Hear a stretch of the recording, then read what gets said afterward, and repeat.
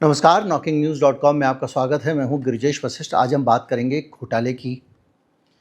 एक ऐसा घोटाला जिसने हमारे बीच के बहुत सारे लोगों के हज़ारों करोड़ रुपए लूट लिए। करीब 36,000 करोड़ रुपए की एक धोखाधड़ी का मामला है, फ्रॉड का मामला है। और ये मामला है लालच देकर शेयर बाज़ार में पैसा लगाने वाले लोगों को फंसाने का मामला है।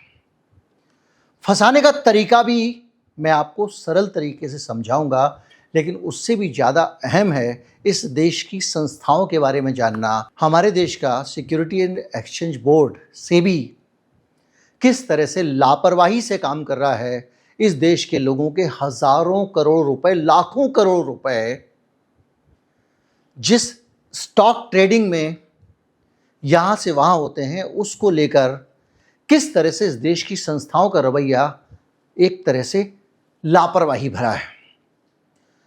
बात करेंगे जेन स्ट्रीट नाम की। जेन स्ट्रीट एक अमेरिका की कंपनी है, उसके बारे में। और उसने इस देश के लोगों को 36,000 करोड़ रुपए का चूना लगाया है। और चूना उस तरीके से लगाया है जिसको लेकर मैं पहले कई वीडियोस में आपको आगाह भी कर चुका हूं। और मेरे पास में जो अक्सर इस तरह के विज्ञापन जो आते हैं, भाई 1 मिनट आपको वीडियो में बोलना है उसके बारे में, इस तरह के नियमित प्रस्ताव आते रहते हैं। और ये सेबी से स्वीकृत तरीका है, पास है, लीगल है। फिर भी मैं उनको इनकार कर देता हूं कि मैं ऑप्शन ट्रेडिंग और फ्यूचर ट्रेडिंग के बारे में कोई भी विज्ञापन नहीं करूंगा। ऐसी किसी एप्लीकेशन का नहीं करूंगा, किसी प्लेटफॉर्म का नहीं करूंगा। शेयर बाजार से जुड़े हुए विज्ञापनों पर ज़्यादातर मैं सावधानी बरतता हूं। और ऐसा इसलिए करता हूं कि कानून के हिसाब से मैं कर सकता हूं, वो हो रहा है वो भी कानूनी है। लेकिन उसके बावजूद ये आपकी जेब के लिए, आपके बचत के लिए बहुत खतरनाक हो सकता है। कभी कभी एक महीने में 3-3 लाख रुपए के भी प्रस्ताव में ठुकरा देता हूं, जो मेरी आमदनी से कहीं कहीं ज़्यादा है। हुआ ये है कि एक कंपनी है जेन स्ट्रीट, उसने भारत के शेयर बाजार में एक ऐसी धोखाधड़ी की जिस धोखाधड़ी के ज़रिए हमारे शेयर बाजार में पैसा लगाने वाले लाखों लोगों को चूना लगा। और वो चूना लगा के उस कंपनी ने 36,000 करोड़ रुपए बनाए। ये अमेरिका की कंपनी है।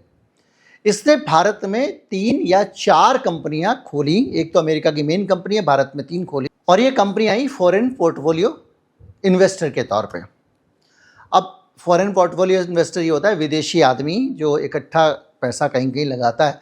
ऐसे पोर्टफोलियो इन्वेस्टर टाइप का मतलब समझ लीजिए जैसे आपका म्यूचुअल फंड होता है। म्यूचुअल फंड कंपनी टाइप की कंपनी बन के आई। इस कंपनी ने भारत के लोगों को चूना कैसे लगाया, इसका तरीका जो है वो सुन के आप चौंक जाएंगे। शेयर मार्केट में कुछ सौदा तो नगद में होता है कि मैं दुकान पे जाऊं और सामान खरीद लूं। ज़्यादातर लोग शेयर ऐसे खरीदते हैं, भाई शेयर का दाम 400 रुपये, मैंने खरीद लिया, बढ़ जाएगा तो मुनाफा कमा के बेच दूंगा, घट जाएगा तो नहीं बेचूंगा, अगर मजबूरी में बेचना पड़ा तो मैं घाटा उठा के बेचूंगा। यही एक तरीका शेयर ट्रेडिंग का, सिंपल तरीका।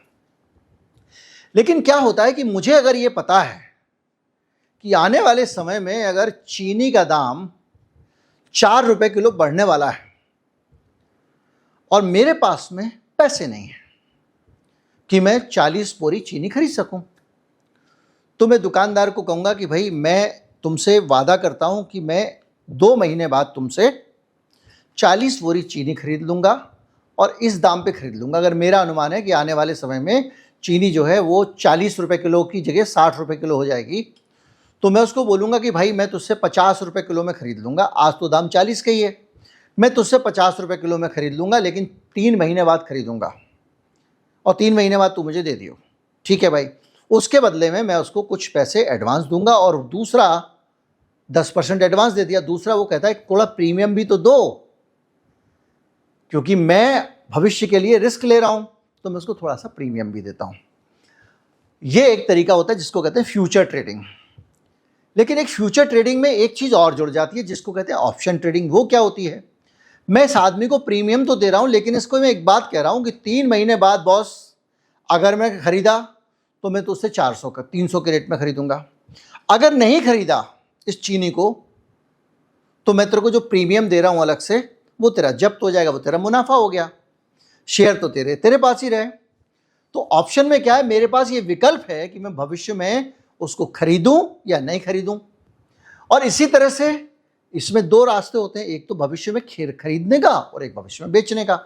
जो बेचने वाला होता है उसको कहते हैं पुट, जो खरीदने वाला होता है उसको कहते हैं कॉल। ये दोनों शब्दों पे भूल जाना, बहुत उलझा देंगे आपको।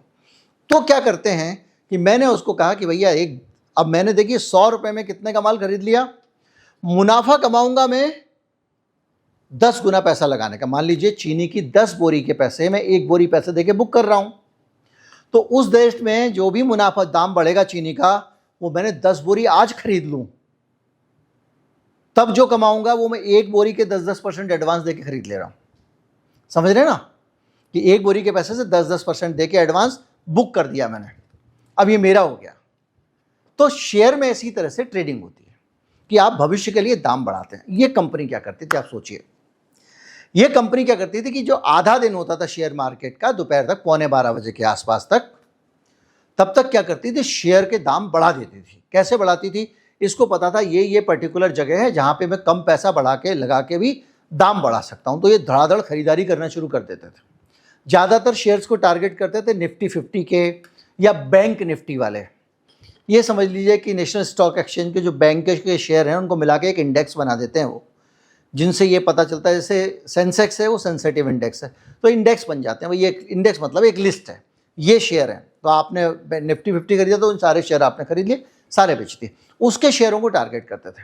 अब सुबह सुबह ये बाजार में आते थे और दिमाग से पैसा घुसाते थे और कैश में शेयर खरीद लेते थे। अभी ये ऑप्शन फ्यूचर वाला छोड़ दीजिए, शेयर खरीदा, 11:30 बजे तक दाम गया ऊपर। जैसे ही दाम ऊपर चढ़ना शुरू हुआ, मार्केट में हमारे आपके जैसे लोग बैठे होंगे, अरे ये तो भाग रहा है शेयर। फिर वो कुछ लोग बैठे होंगे ग्राफ में कैंडल देखते हैं, अरे ये तो ऊपर जा रहा है। वह कैंडल देखना मतलब आप फंसने वाला मामला। और जैसे ही आपने देखा, आप क्या करते हो, कैंडल क्या होता है, ग्राफ होता है, उसके अंदर कैंडल्स बनती हैं। मतलब एक जगह अगर ज़्यादा देर तक ऊपर जाएगा तो उस जगह पे वो लंबी कैंडल बन जाएगी। तो उन्होंने क्या किया, खट से भाग रहा है, खरीदो खरीदो। अब क्या किया इसने, जो है 100 रुपये लगा के शेयर खरीद लीजिए। मान लीजिए कि इसने 100 रुपये लगा के शेयर खरीद लिए बहुत सारे। अब शेयर का दाम ऊपर जाने लग गया, तो चूंकि 100 लगा के इस दाम को यहाँ से यहाँ तक ये लाया था और बाकी लोगों ने खरीदना नहीं शुरू कर दी, तो यहाँ तक हो गया। अब यहाँ तक दाम आया दोपहर को, इसने एक चतुराई की, क्योंकि अब सब खरीद रहे हैं, तो वो जो ऑप्शन ट्रेडिंग में जब बेचने वाला दाम होता है ना, उस बेचने वाले दाम में क्या होगा, प्रीमियम ना के बराबर हो जाएगा। क्योंकि आपको लग रहा है शेयर ऊपर जा रहा है, तो बेचने का शेयर कौन खरीदेगा मुझसे। तो जाहिर बात है, अगर नीचे जाने वाला हो तो भाई बेचने वाले को कहेगा, ना भैया तू तो मुनाफा कमाएगा, तू तो प्रीमियम दे दे।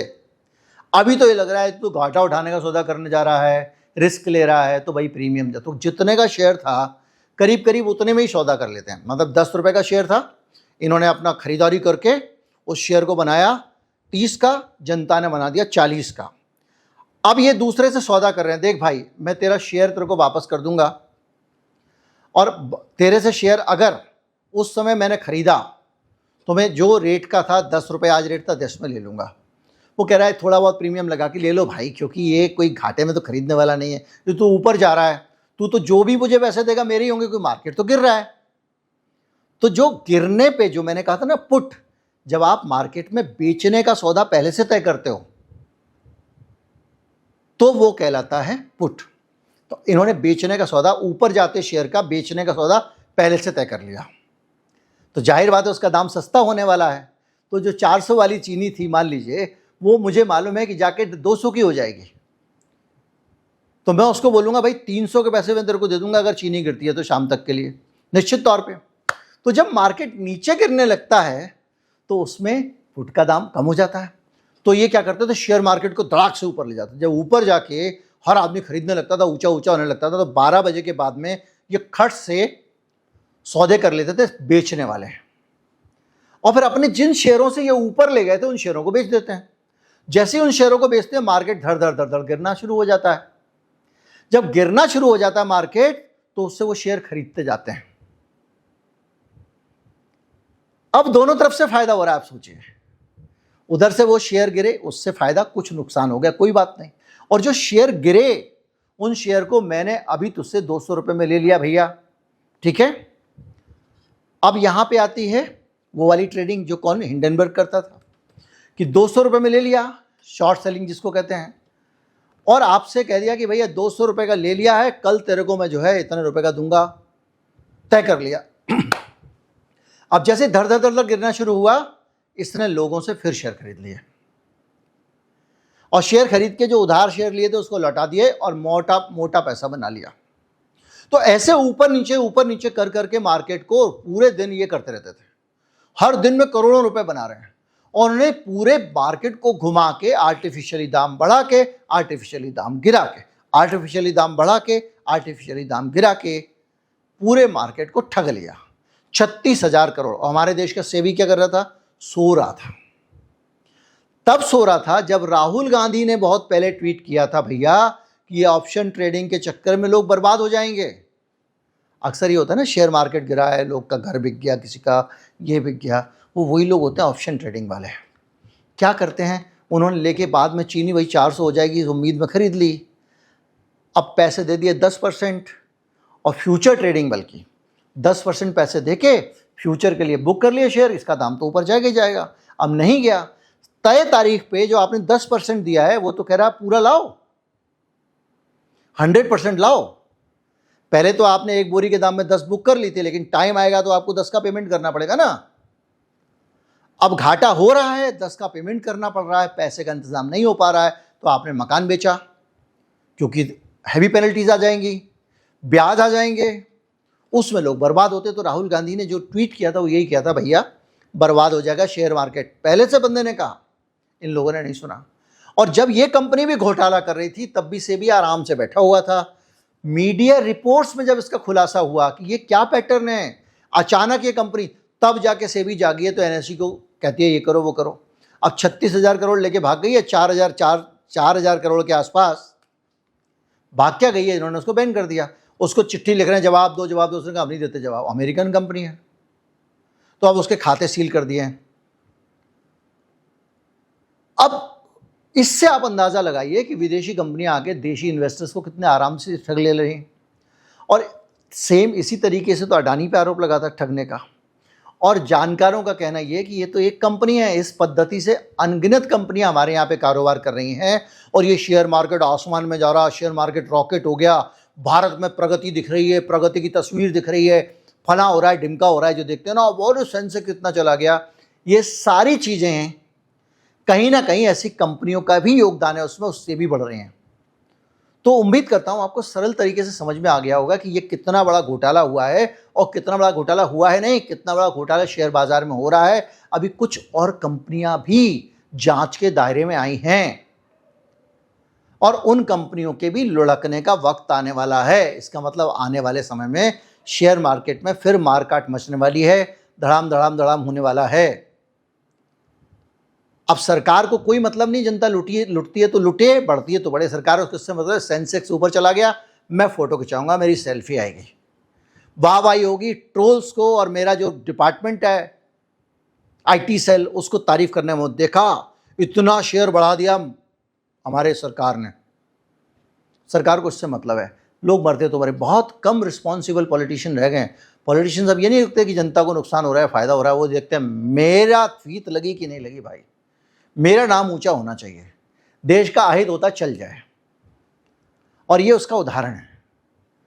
अब इस अमेरिकी कंपनी वाले को क्या पकड़ के वहां से लाया जाएगा? आपने तो अपने यहाँ के जो गुप्ता था, जिस पे जासूसी का आरोप लगा दिया, और जासूसी का भी नहीं आरोप लगा दिया कि वो हत्या करना चाह रहा था वहां पे गुरप्रवंत सिंह पन्नू की।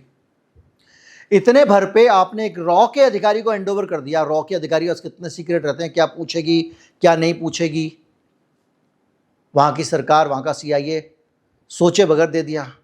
अब वहाँ पे एक फ्रॉड व्यापारी बैठा हुआ है जिसने भारत के बाजार को चूना लगाया। हिम्मत है तो अमेरिका के व्यापारी को पकड़ के गिरफ्तार करके यहाँ लाके दिखाओ।